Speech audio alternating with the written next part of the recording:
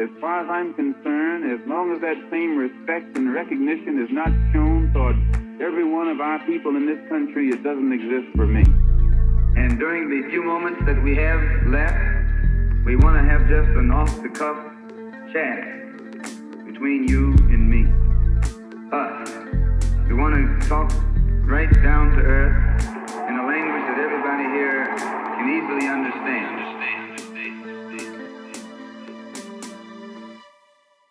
Welcome back to another episode of The Malcolm Effect.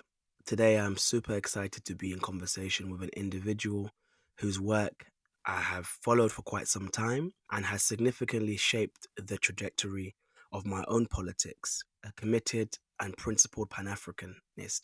Kambale Musavuli, thank you and welcome to The Malcolm Effect. How are you?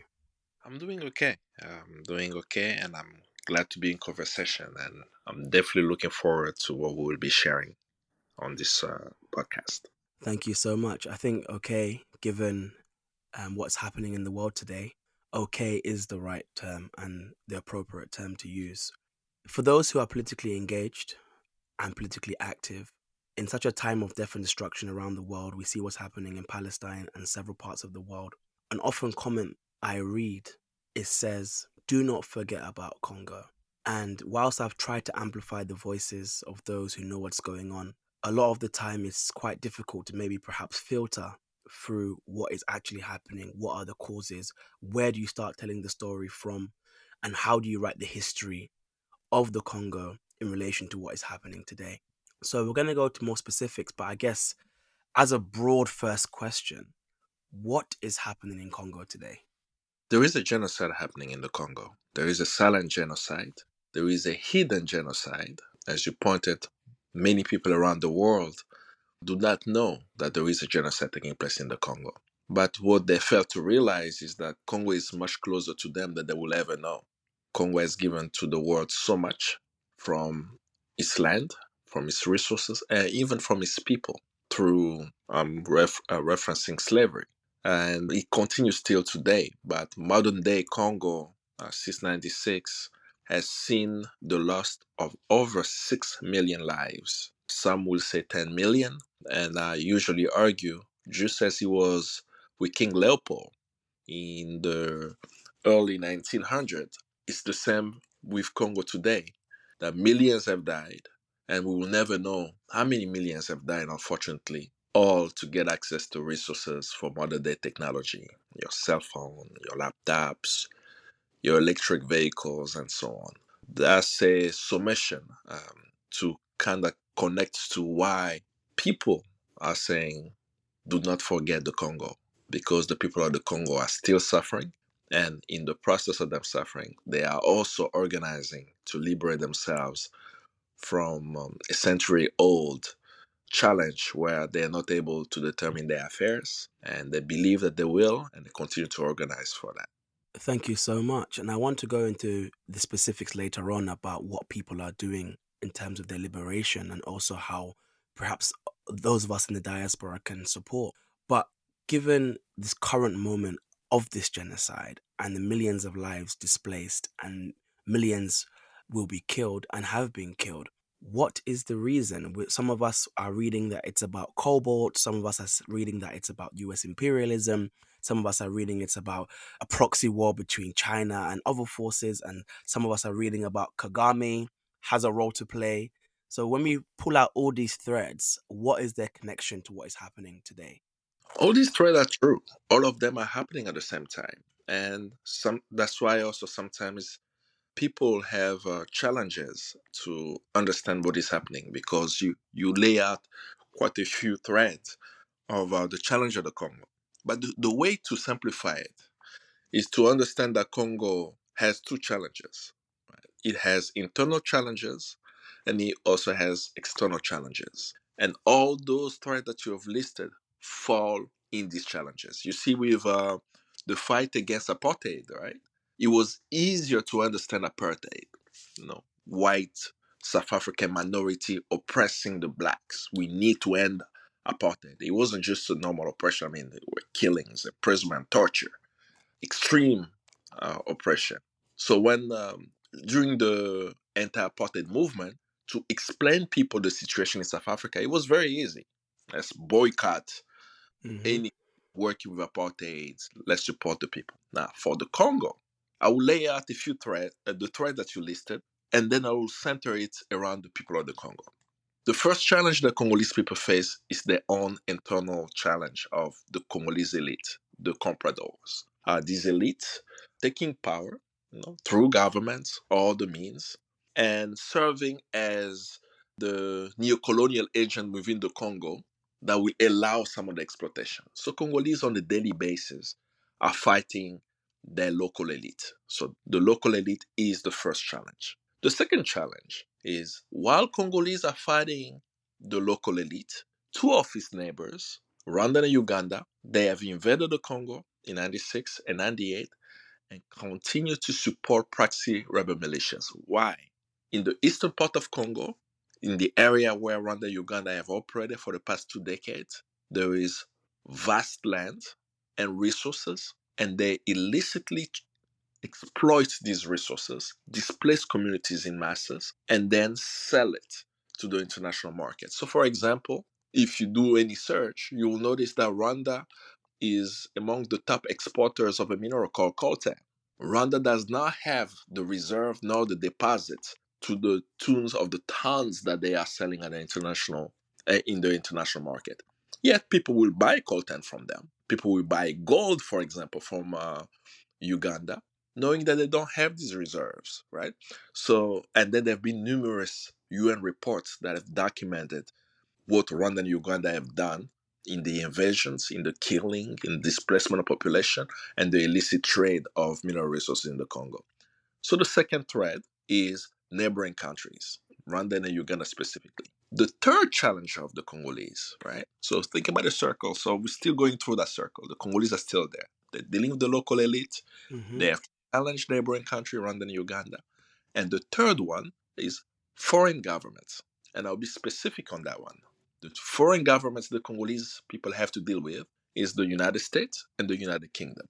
Why the United States and United Kingdom?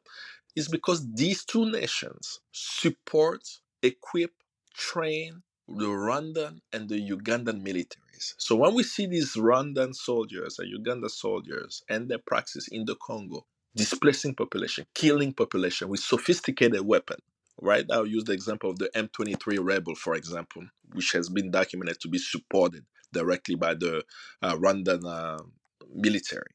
That Antonio Guterres, the UN Secretary General, in an interview with France 24, he says in the interview that the UN forces are inadequate to stop the M23, and he adds because they have sophisticated weapons. So the M23 rebels have night vision goggles, some rockets and missiles that reaches far than before. Right? So if the UN Secretary General can say that these rebels have sophisticated weapons, and you look at the weapon cache, ammunition cache, is quite sophisticated. They are getting it from the Rwandan military.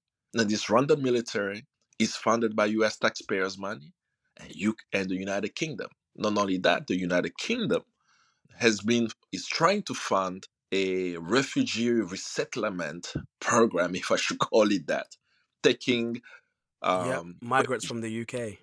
yes, in the UK, to move them to Rwanda, right? Yep. To over 150 million euros or pounds, I guess. So when you see that the United States and the United Kingdom are supporting financially nations destabilizing the Congo, and that has a direct impact to the livelihood of Congolese. So we have now three, right? Local elite, Mm-hmm. neighboring countries, and foreign government. The fourth one is the multilateral institutions. In this case, I will point to the World Bank and IMF. The World Bank and IMF have written the mining laws of the Congo. Right now, it's been revised, but before the revision, that law was written by the World Bank, including also the forestry laws, which has allowed for multinational corporations to be able to access resources in shady deals and pretending to be transparent by saying, let's disclose this contract and so on. So these multilateral institutions, such as the World Bank and IMF, I could even include the United Nations, the inadequacy of the UN to even hold nations destabilizing the Congo accountable. These institutions have also played a role of destabilizing the Congo. So we want local government, neighboring countries, foreign government, multilateral institutions. The next one are multinational corporations. We have corporations such as Glencore getting access to cobalt, a penny on a dollar. There have been documentation of the exploitation of Glencore specifically around paying royalties to Dan Gertler, the Israeli businessman who has crewed the Congo for over 2 decades, where he will get mining concessions from the Congo, from Congolese officials, of course. And he does not have any experience in mining anything. He just takes a piece of paper showing that he owns XYZ land, which has copper or cobalt, take it to the London Stock Exchange, and this mine is valued at millions of dollars. So he resells the mining concession to be it Glencore and others, and then, of course, takes some of the money and give cuts to Congolese officials, right? And then Gutler's practice was exposed by the Justice Department in the United States because there were investors who sued a U.S. hedge fund, right? And they exposed that there was some type of shady deal by this U.S. hedge fund called Hackschiff. And Hackschiff, in the lawsuit brought against them by the Justice Department, you can read the judgment and you see the appendix where Dan Gertler is bragging about having control of the Congolese government, where they even list, right, after text messages and requests from Dan Gertler to make illegal payment, which we call bribes to Congolese officials, they literally are listing in the table up to $20 million, right? It's one of the payments, it's not all the payment, up to $20 million of money sent from Hackschiff, the hedge fund in the US, right on Wall Street, to the accounts of three people, two Congolese officials and then Gertler, right? Money sent to the president of the Congo, Joseph Kabila, and money sent to Augustin Katumba Mwanke, who is now deceased, was an advisor to the president of the Congo. So when you see that, you have hedge funds, right? The financial sector, you have multinationals implicated, getting shady deals. And Glencore got access to that mine that Dan Gertler had, continues to pay royalties to him while he is under so-called U.S. sanctions, right? So multinational corporations, and so many of them to list. Freeport McMoran is one of them. AVX is another. And in 2002, the UN published a report on the illicit trade of minerals in DRC and listed 85 international companies, many of them US or with US investors, yet their home countries did not hold them accountable. So the fifth challenge now is the multinational corporation. The sixth one, I would say, is the NGO industry, the charity sector, right? And the reason why I'm bringing that up is I've often said that Congo does not need charity, Congo needs justice. It's because when we hear the narrative of the Congo, we get lost. People are saying millions of people are dead, hundreds of thousands of women have been brutally raped, but yet they dare say who is killing them in a succinct way and why are they being killed. And then after they make this speech, then these NGOs say, please donate to us. And we found out too, for example, right? This is public information, right? That CARE, which is an NGO, right? An international NGO, while advocating for support of communities on the ground, was also receiving money from Banro, the Canadian mining company listed in numerous UN reports for the pilfering of Congo's resources. So the company is looting for the corporate social responsibility are funding the NGOs doing work in the Congo. So when you look at the six forces against the Congo, right? Local elite, neighboring countries, foreign government, multilateral institutions, multinational corporations, and the charity machine, the NGO machine. Think about them as tentacles holding the Congolese hostage to determine their affair. While the Congolese are trying to go vote, right, which they did on December 20th, what happened yesterday on the 23rd? Two cities are no longer under Congolese control because the M23 rebel decided to launch an attack against two cities. But Congolese are discussing the elections, right? The electoral challenges. But rebels are also implicated. So, how can they free themselves from the six tentacles keeping them hostage? They can free themselves only with solidarity, international solidarity, because the Congolese will deal with their internal challenges. But what makes it hard is that the external factors make it very hard for them to free themselves from these challenges. So that's really how I break down Thank you what's so happening in the Congo. much. No, that was, thank you so much for that elaborate breakdown of what's happening and pulling out all these threads and how they're connected. And I think what you've demonstrated for me is people often like to take a simple reductive stance and say it's just about the cobalt. And whilst we understand mineral resource extraction in terms of US imperialism and Western imperialism plays a part, I think it's a bit reductive to say it's just about the cobalt. And speaking about the people who have been killed, though, do you mind responding to or perhaps helping us understand, are these deaths a result of people refusing to work, for example, to mine? Are they a result of people being forcibly displaced? Or what are some of the contributing factors that contribute to such a massive death toll? The death toll that I reference when I say 6 million, right? I reference the IRC report that did a mortality study in 2008, if I'm not mistaken. That's when it was released, 2008 or 2009. The mortality study, they documented specifically the killings, right, and the deaths in the eastern part of DRC, right? What they stated in the mortality study is that 5.4 million Congolese have died in the conflict in the east, either directly from direct conflict or indirect due to the displacement of them being in refugee camps or in the forest somewhere. The direct and indirect result of the conflict caused their deaths, and estimated that 45,000 people die every month and 1,500 people die every day in DRC. So, and the study focused from 1998 to 2007, right? So that's what has been referenced by most people, right? That 5.4 million Congolese have died during that period. Mm-hmm. But we know that the conflict has gone beyond that, right? And this conflict I'm speaking specifically about is the destabilization effort of Congo's neighbors, Rwanda, Uganda, in the eastern part of the DRC, where they have boots on the ground and proxy rebel militias going and killing. And just as I mentioned a day ago, the M23 Rwandan backed rebels have taken over two towns again, right? And people get killed, people get buried alive, Wow. people get raped, and it's so horrific. So that's that level. And those numbers, I always have argued that we will never know. I know it's probably over 10 millions.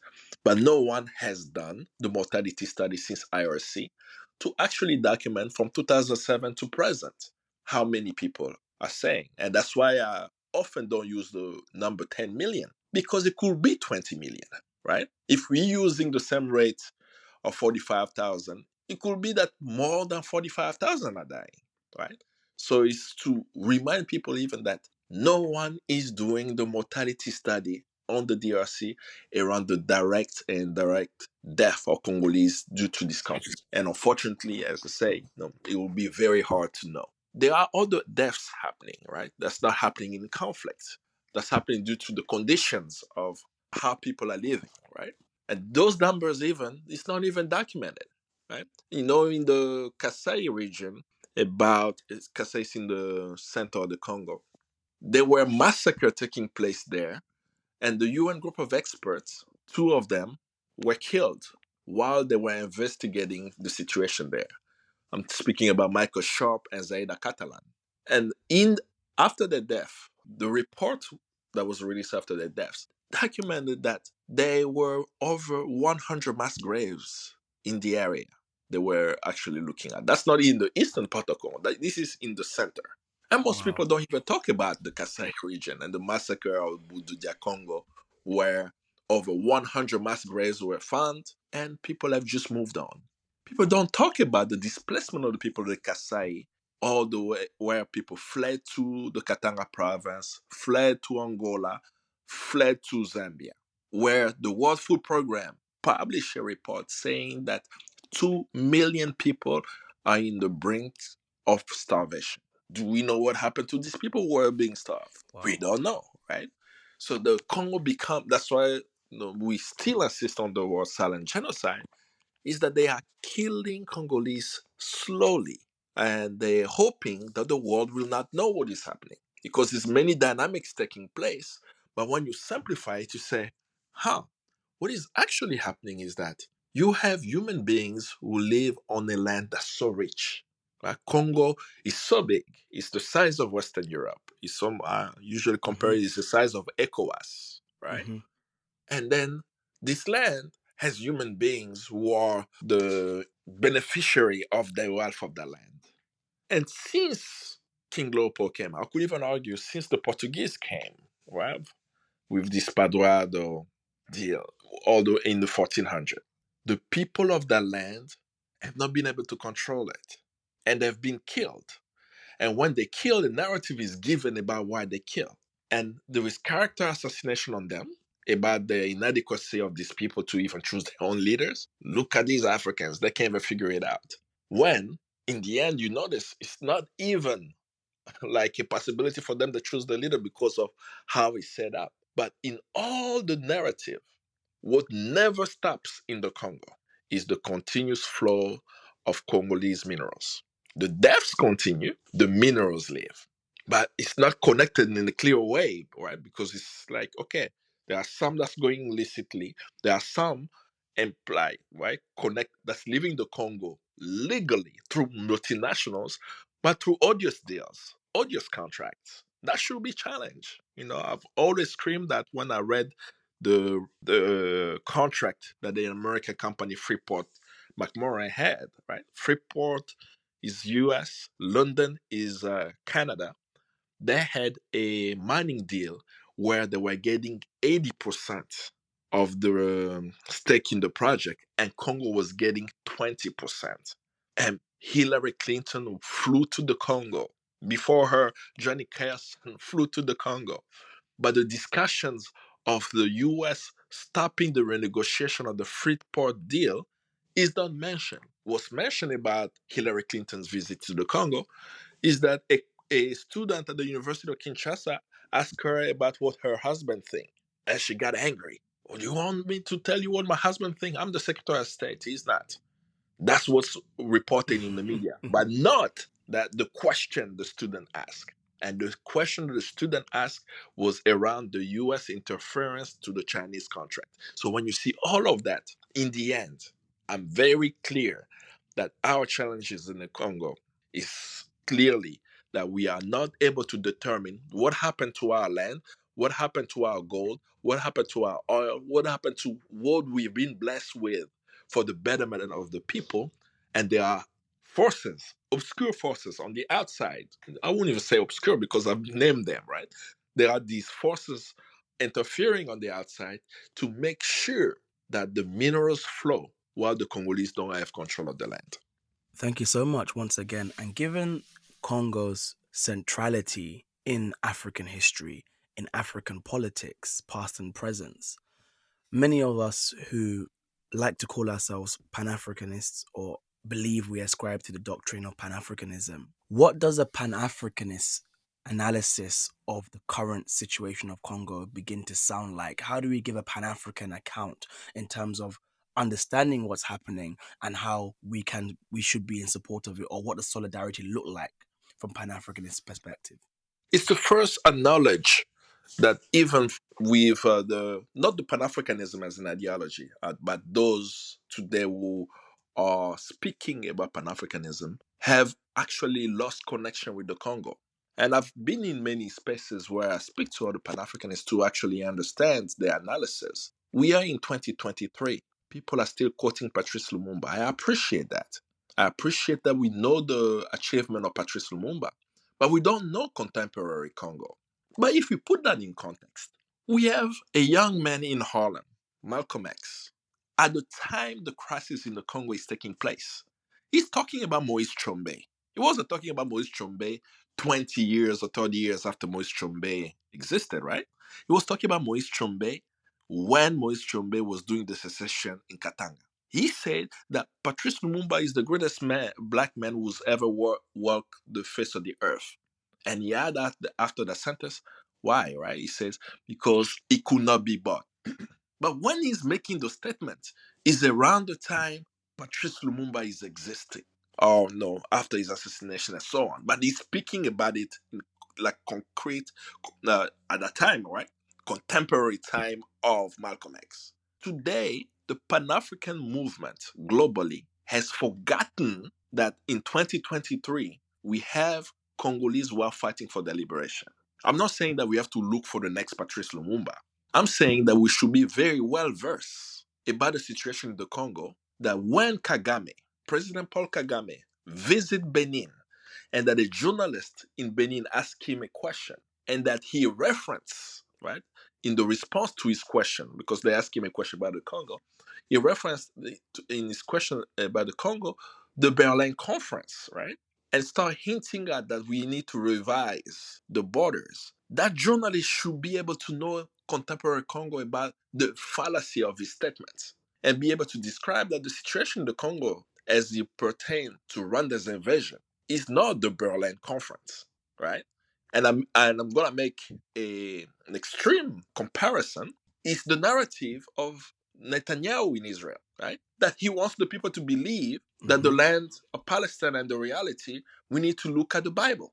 I'm saying, no, you're not gonna lie to people. We know what happened in 1948, right? Yes. If you make the argument that Israel and the Bible and everything else, which means that the Congolese today should say that Angola should be part of the Congo, Congo Brazzaville should be part of the Congo, Gabon should be part of the Congo, and Cameroon, right, in terms of the nation state. But that's not what we have said at the African Union, right? There is a reason why at the African Union I say let's have a reset button and think about nation states, even if we agree with the reality of nation state or not.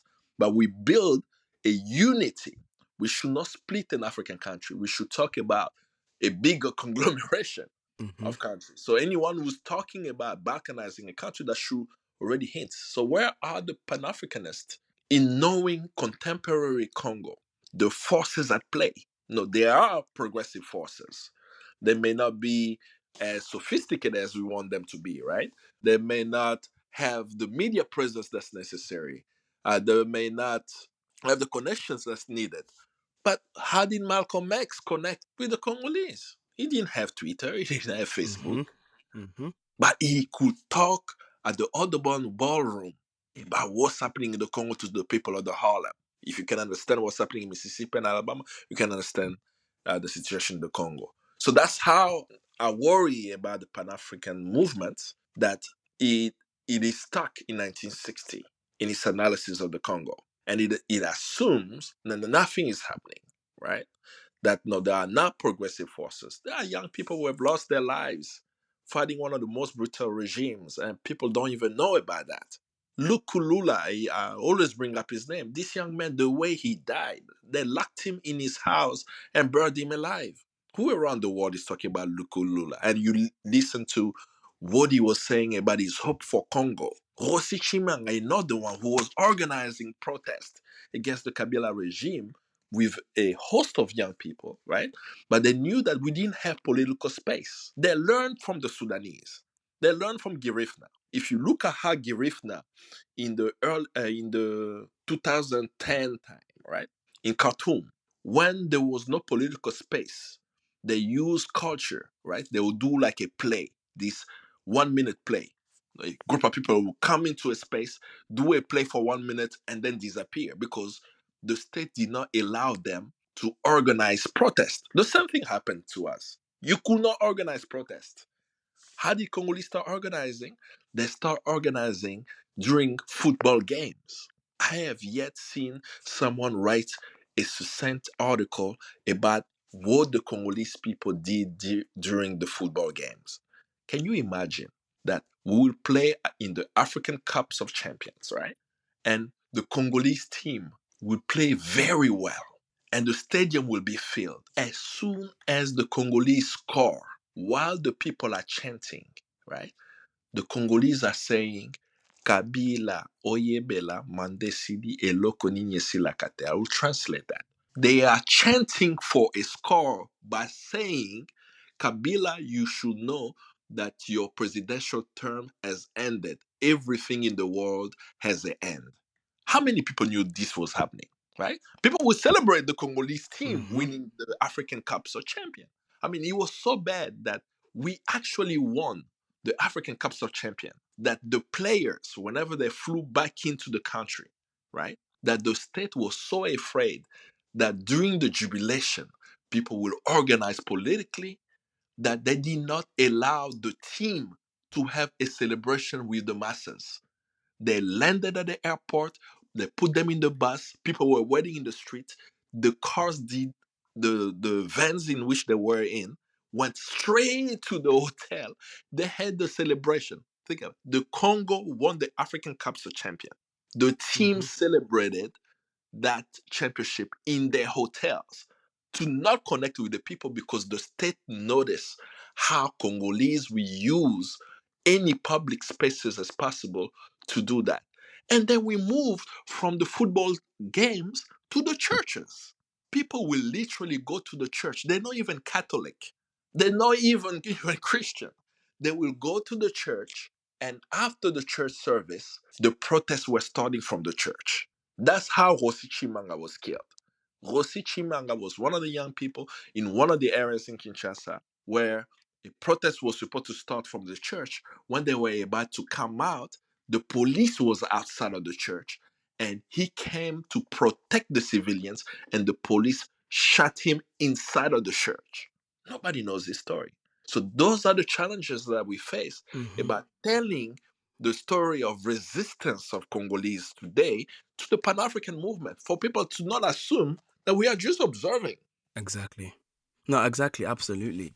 In speaking about what is happening then, and I think it's always important to really appreciate that you brought us back to the point that of course there's forces on the ground organizing for the liberation. Oftentimes we have a mentality or we have portrayal of colonized people as solely as victims, but never have agents of their own destiny. So in thinking about or talking about what's happening today in Congo, what are some of the movements taking place? What do they look like? What are their orientations? What are they speaking about? What are they calling to? The ones that are organizing for liberation of the Congo. The one that's visible, of course, the Western press have picked up on two movements in DRC, Lucha and Filimbi, for their own purposes, but there are more movements than just Lucha and Filimbi. The way to really understand the youth movement in DRC, or even the overall movement of people resisting the bourgeois politics and our compradors, is that the people of the Congo have understood very quickly that our leaders do not represent us, and they use state institutions against us. The first time I saw the organizing on Congolese take place was in the 2011 elections, right? And the way I saw it in 2011, I also saw it around 2006, is that Congolese quickly knew. I mean, unfortunately, people don't use BlackBerry as they used to. They noticed that when we were organizing protests, right, the government of the Congo had this habit of shutting off the internet. You know, if there is something going on, the Kabila regime will just shut off the internet. Then in 2011, I noticed that a lot of young people realized that the Congolese government did not have the capacity to stop BlackBerry Messenger. So BlackBerry at the time became the organizing tool, right? And as I mentioned, unfortunately, BlackBerry, people don't use it then. Back then, it was a saving grace, right? BBM messages were the one being used by young Congolese organizers at the time around the Riga election of 2011. Then, of course, in 2016, we saw the same. But the I would say the culmination of the efforts that's very visible is what we call the Telema movement. And the Telema movement does not have an owner. There is not someone who owns that movement, right? Telema is a term in Lingala. Telema means stand up, rise up. I reference that because in 2015, something insidious happened in the Congolese government. Right? The Kabila regime was supposed to organize a presidential election in 2016. The reason being in 2011, 5 years later, there should be one. Every indication showed us that the Kabila regime was not ready to organize the presidential election. They were trying to delay election, change the constitution. And one of the things that they actually introduced as a tactic to delay election was this process of census. They said, right, and they actually introduced a bill in our National Assembly. They said that before we do presidential election in 2016, we must organize a national census. And because we'll do the national census, we'll have to extend a little bit the years when the presidential election will take place. Congo is a country the size of Western Europe. We have challenges around infrastructure connecting the whole country well. So it was clear that this bill was to delay presidential election. When it was introduced, it was passed in the National Assembly, right? And I'll tell you when it was passed. It was passed on January 17th, 2015. January 17th, 2015 was a Saturday. January 17th, 2015 is a public holiday. It's an official public holiday because it's the anniversary of the death of Patrice Lumumba. So members of parliament of our National Assembly decided to go to the National Assembly on a Saturday, on a public holiday, to pass this bill, which after the vote moved to the Senate. And when that took place, one of the opposition leaders decided to make a call to the population and let the people know this happened. We cannot let that just happen, right? The people of the Congo have the duty to do something about what is unfolding. On January 19th, the Monday, the Congolese people took it to the street. They went to Palais du Peuple, which is the building, is our Capitol Hill, if I have to make the US comparison. It's where the National Assembly is. The population at 8 a.m. woke up and they decided to go to the building where the National Assembly is, the parliament, right, is to protest. And on the way there, no politicians was available. They all disappear. They made the call for the protest. They were nowhere to be found. But the student at the University of Kinshasa that day, as they saw how the politicians betrayed, they took the lead of that protest. And all the youth joined. We saw for the first time, right, for 2 weeks, right, the internet in the Congo was cut off. That we saw how from the organizing effort of the youth of the Congo, right, that a hashtag was created called Telema to share information about what was happening on the ground. People figure out how to connect to VPNs and sharing information. And there was a collaboration between the Congolese diaspora and the Congolese youth on the ground. And the youth of the Congo, particularly in Kinshasa, because it took place across the Congo in a few cities, Kisangani, Lubumbashi, Goma, and so on. But the Kinshasa was the main point. That's where the seat of government is. In the protest, the youth, they were able to shut down a city of 15 million people for 2 weeks. These young people, in January of 2015, shut down the city of Kinshasa. The internet was cut off. They didn't know what to do. And it was so bad, right? Because it was a contention between the people, mostly young, and the police and the military. They were killing young people. They were shooting at them. It was so bad, even Human Rights Watch published a report that the military will literally go to the hospital to steal the dead bodies. Human Rights Watch actually documented that. Why? God. To decrease the number of deaths that were being reported, right? But beyond that, something happened. At that time I was in the diaspora as well. I have never, before 2015, watched a Senate debate in the Congo on live stream. Even today, it doesn't exist. You can go online and say you are watching the Senate debate. 2 weeks after, since the bill moved to the Senate, every single day, senators were debating in the Congolese parliament, right? The bill, it was live stream. So what was it live stream? It was live stream for the diaspora, not the people in the Congo. There was no internet in the Congo. So if there is no internet in the Congo and they are live streaming the Senate debate, it's so that the diaspora is aware that they are trying to resolve an issue.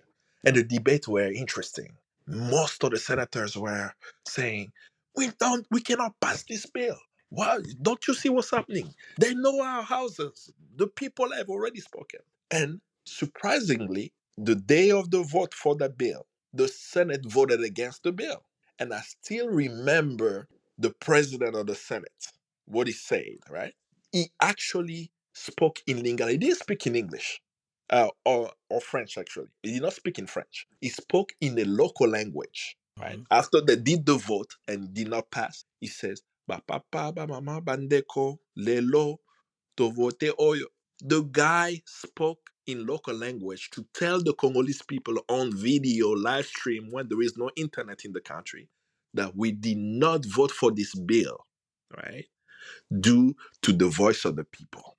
That was the beginning of the Telema movement.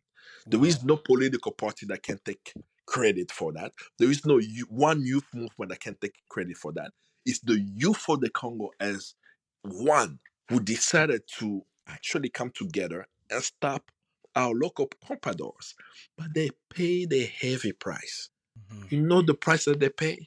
In Mm. March of 2015, I think March or April, Human Rights Watch reports that they discover a mass grave in Maluku, in the outskirts of Kinshasa. And in this mass grave found, there were 400 bodies. And they are calling on the United Nations and the Congolese government to investigate this. This is the response of the Congolese government, that the bodies in this mass grave are bodies of people who died in hospitals that their families have never come to collect. So they went to the morgues and said, nobody coming to collect these bodies, let's just get rid of them. And it's also bodies of fetuses. Wow. We know, I know with every fiber in my body, that those 400 bodies are the bodies of the young Congolese who rose up in the Telema uprising.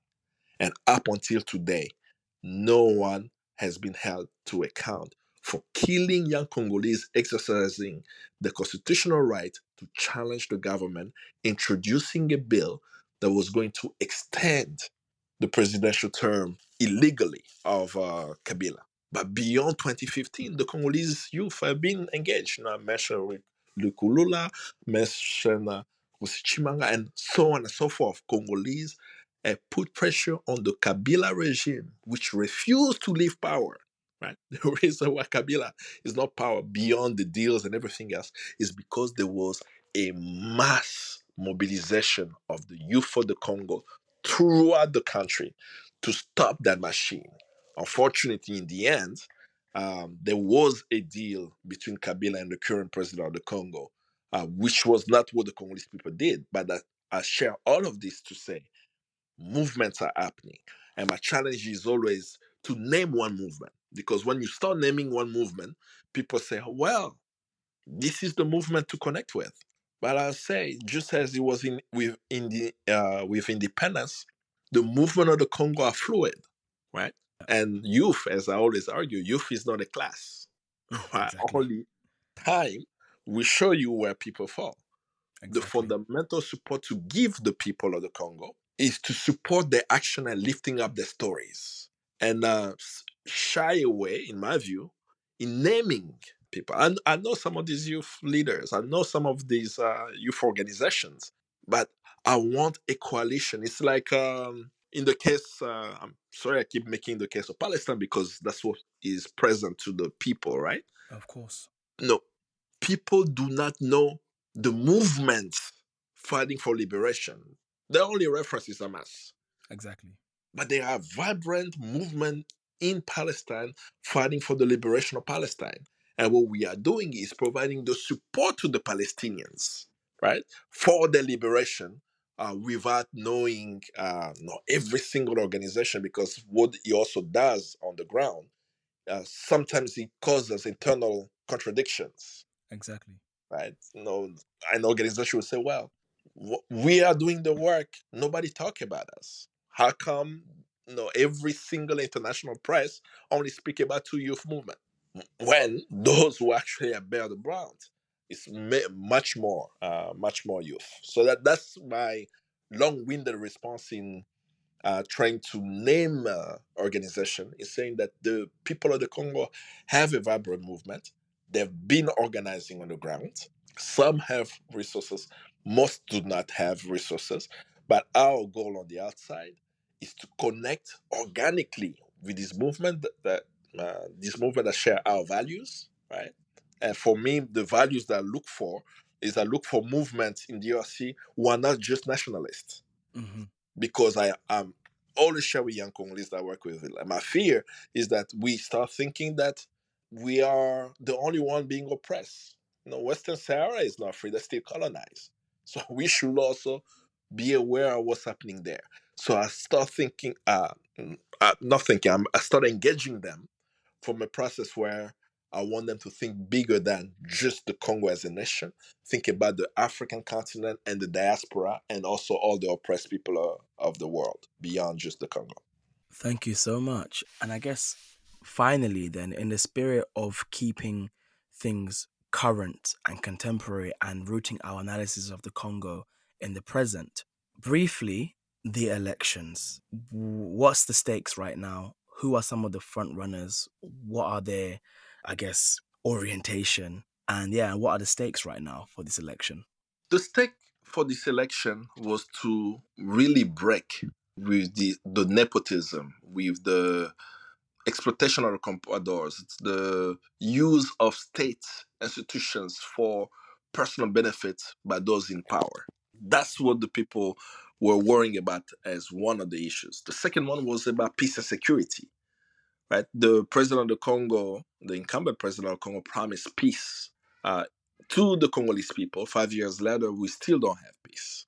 And then it was planned for us to have a presidential election with three other elections taking place at the same time. So we had a general election with four elections running parallel.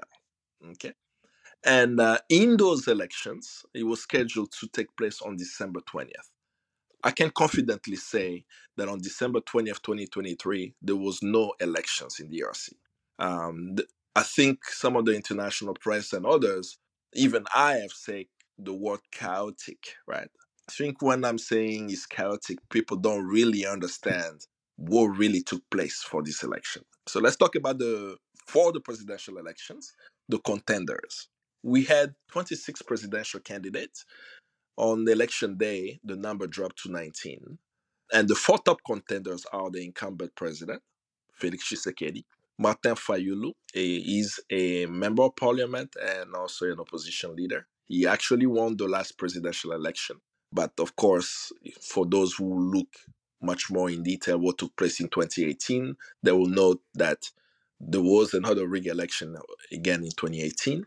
We have Dr. Denis Mukwege, who's a medical doctor who runs the hospital, the Panzi Hospital in the eastern part of Congo. He's a gynecologist, and his work has been to really bring some form of, I don't know how to even explain it, right? The conflict in the Congo, the women of the Congo have faced the brunt of that conflict. And the militia groups have used rape as a weapon of war. And I think even saying rape is an understatement to what they are doing, because I don't know how to describe a using the AK-47 to destroy the reproductive part of the woman as rape. I think it's beyond rape, right? No, even taking a knife and machete to destroy that. It's literally they are destroying the womb of the women. And when a woman cannot have a baby anymore, and you have hundreds of thousands of women who cannot have babies anymore because they destroyed it in horrific ways, the reproductive part, the population in the area will decrease. That's just the logic of that, right? But through these rapes, the many women suffer a condition called fistula. And Dr. Mukwege, as a gynecologist, has been able to do fistula repairs where he literally sew back women who've been raped. He won a Nobel Peace Prize for it, for his work. And when you listen to his acceptance speech for the Nobel Peace Prize, he points to a few things. One being, thank you for giving me the Nobel Peace Prize, but Congo needs justice and Congo needs peace. And justice is not negotiable. He actually said that in his speech. So he decided to run for office, for presidency. So he's among the three. And the last one will be Moise Katumbi. Most Africans know his football team. He owns a football team called Tepe Mazembe. It's a great football team.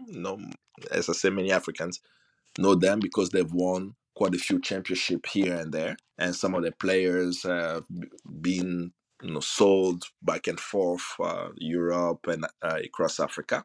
And he is a former governor of the province of Katanga, the Southeast Congo. Katanga is the province that has most of the cobalt and copper.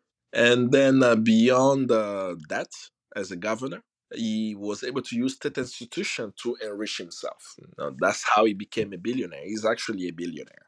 So wealthy using state institution. He has mining assets, yeah, mining concession that he even sold also to the Glencore of the world, and so on. He has private jets. So he's a very wealthy candidate. Among the four, it's really up to the Congolese to choose.